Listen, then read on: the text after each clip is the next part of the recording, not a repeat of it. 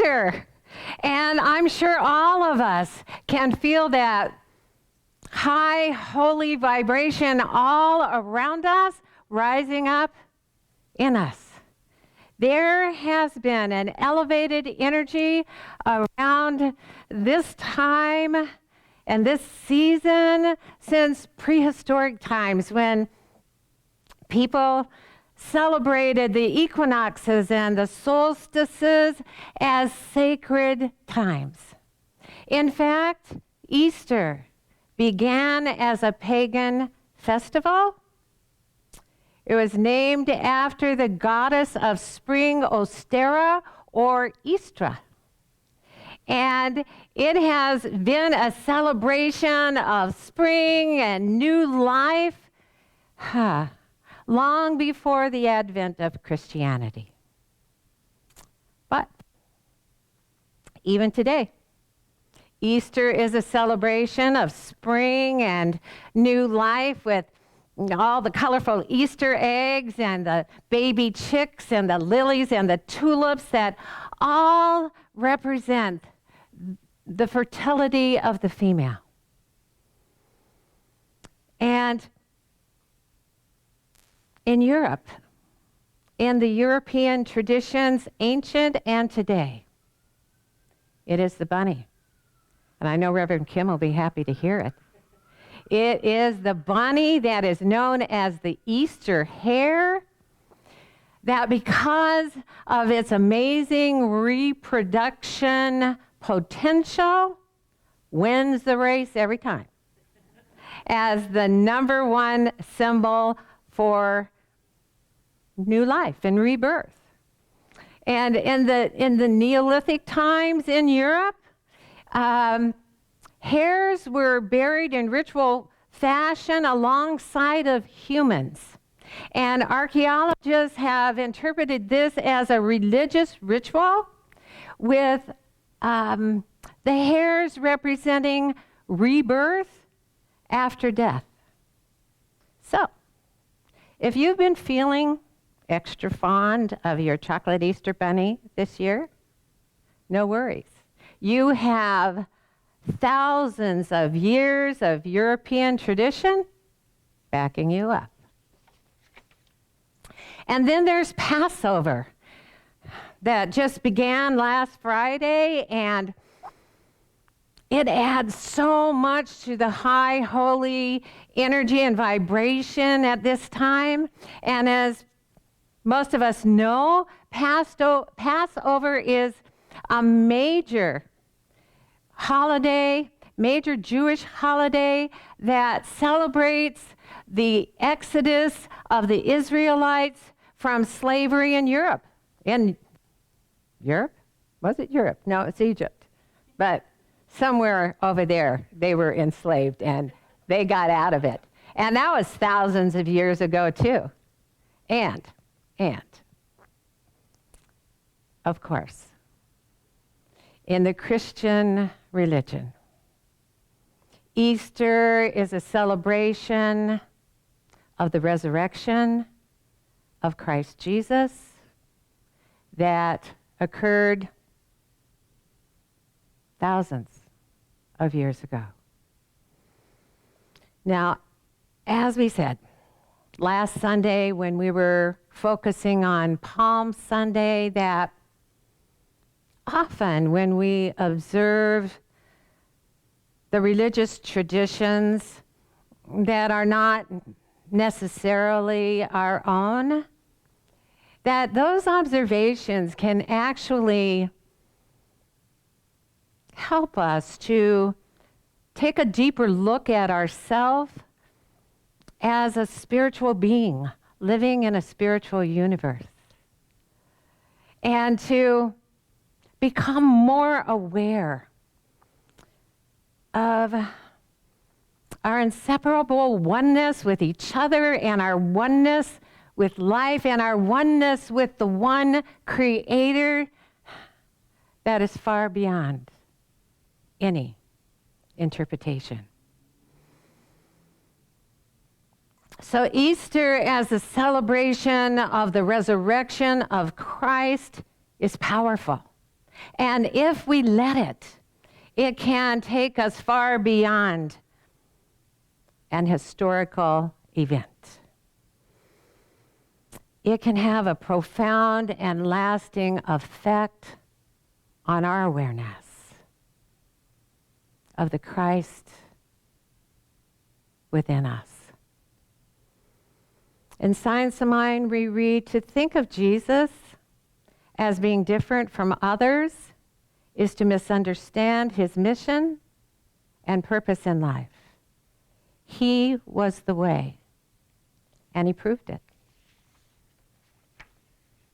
So how does the resurrection of Christ Jesus, how can it be the way or even a way for us to rise in our consciousness and feel that holy vibration of the Christ within us? Well, the story of the earth life of Jesus may have concluded with Easter. But when Jesus became the resurrected Christ, and before he ascended, walked the earth as the arisen Christ, he gave the gift of Christ on earth to every living being from that moment on. And it is our gift today, on this Easter day, and every day.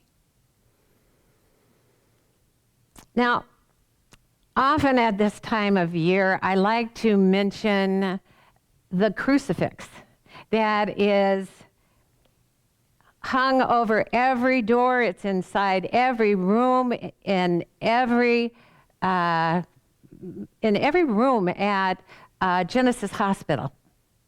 You walk in, and there it is above the door, or Ascension Hospital as it's called now.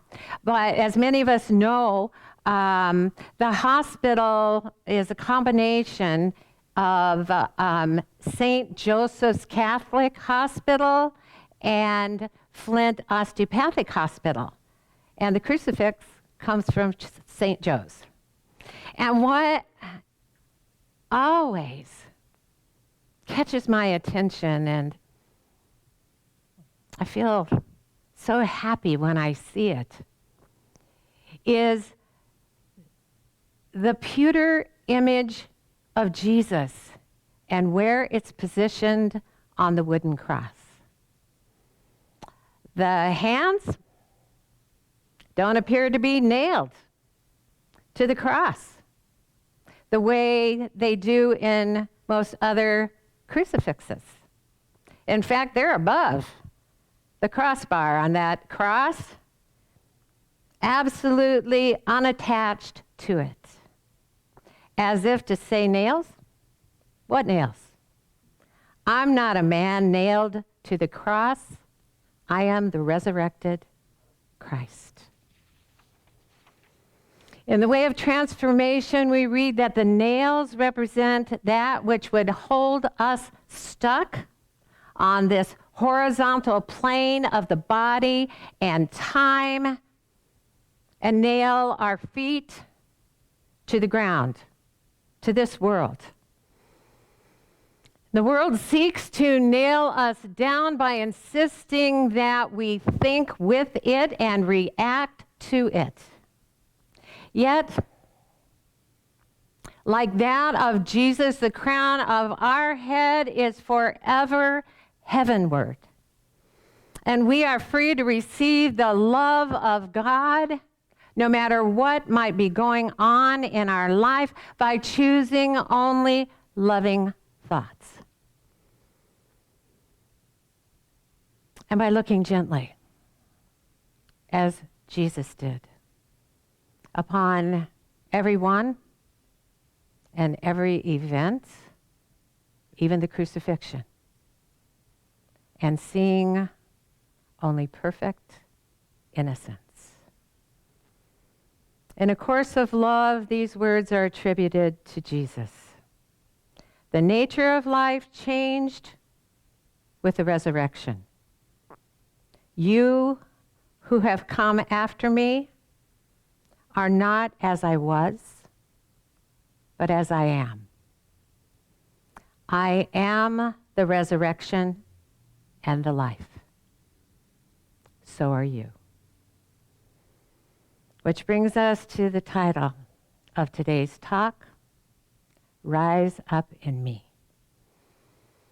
Because all life is one life, we share one consciousness with a conscious universe, no matter what we choose to be conscious of within it. And we could say that the light of the resurrected Christ so brightened the path home to our Creator in consciousness that it permanently lit the way for all of us to more easily find our way to our true self. When we look within us for divine illumination, we can see that holy light, that holy path of light left by the resurrected Christ.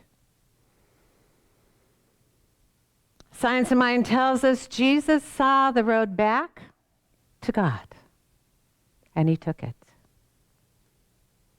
He saw a clear distinction between the false and true, and offered all of us a final demonstration that it's impossible to kill the Son of God. When Jesus proved that death has no power over God's Son, through his resurrection, he proved it for all of us because we are all the sons and daughters of God. He confirmed that there's no separation between the human and the divine, even here on earth, even for us. We are as holy and free as we choose to be. We are able to rise as high as we choose to go. Through the same power of Christ in us, we are able to do the works that Jesus did.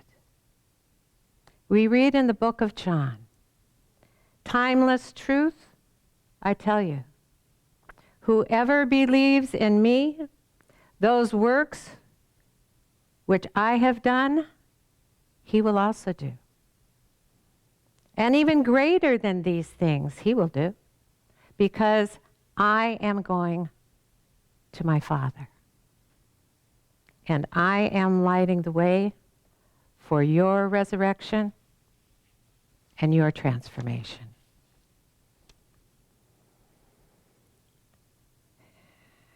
In the way of transformation, we read that because Easter has been made to celebrate the resurrection of Jesus, it has only served to turn our attention away from our own specialness, in the sense of our own uniqueness, the specialness of our existence and our reality, and placed our attention on the specialness and uniqueness of the existence of Jesus and his reality, as if the Christ is something merely historical, as if Jesus is the only special one in the eyes of God.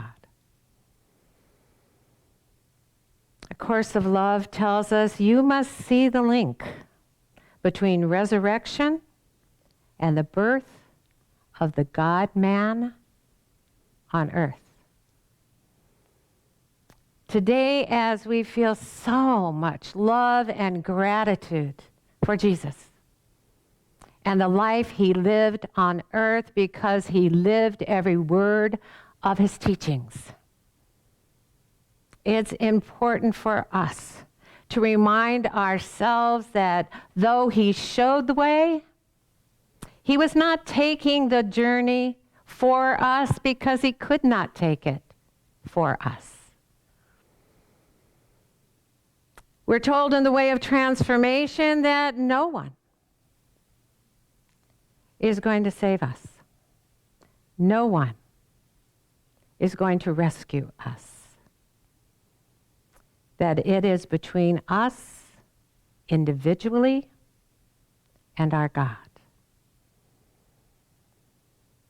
It's a decision that we must make for ourselves, to be determined to choose only what is real, regardless of what our physical eyes may tell us or what others around us may believe.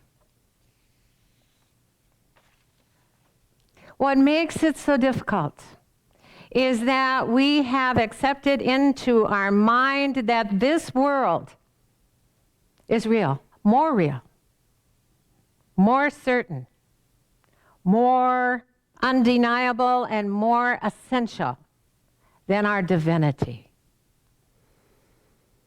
And that it holds power to dictate to us whether we will feel joy or sadness, peace or disturbance, love or judgment.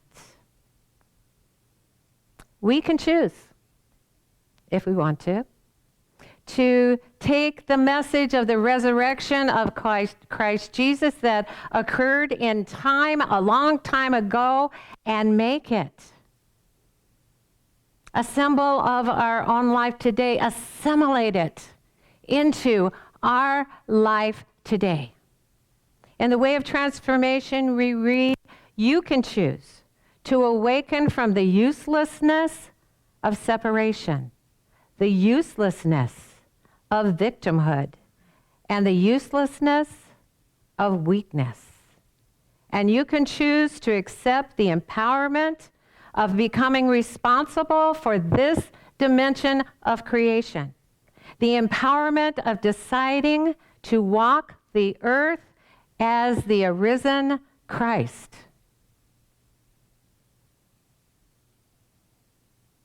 If we're willing to open our awareness to the high, holy energy on this Easter day,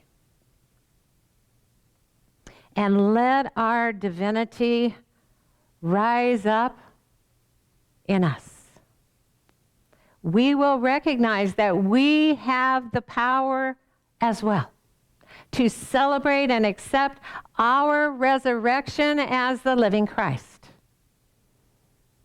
By seeing beyond the boundaries of death and loss and fear and hurt and anger and projection and all of the thoughts upon which projection rests.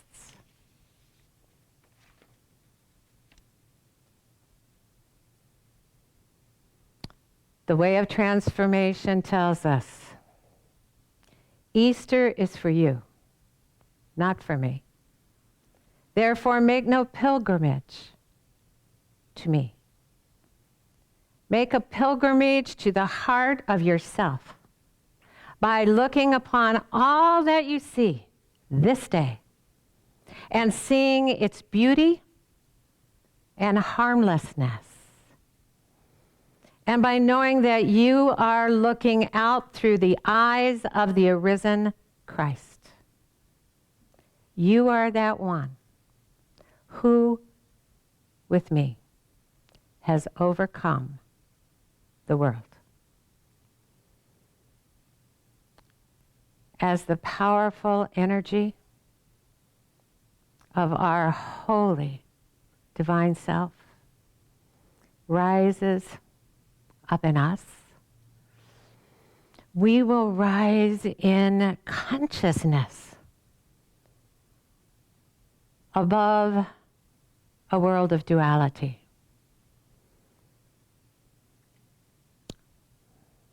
We'll become aware of our oneness with each other, our oneness with all of life, and walk as the arisen Christ, as a God-man on earth. Namaste.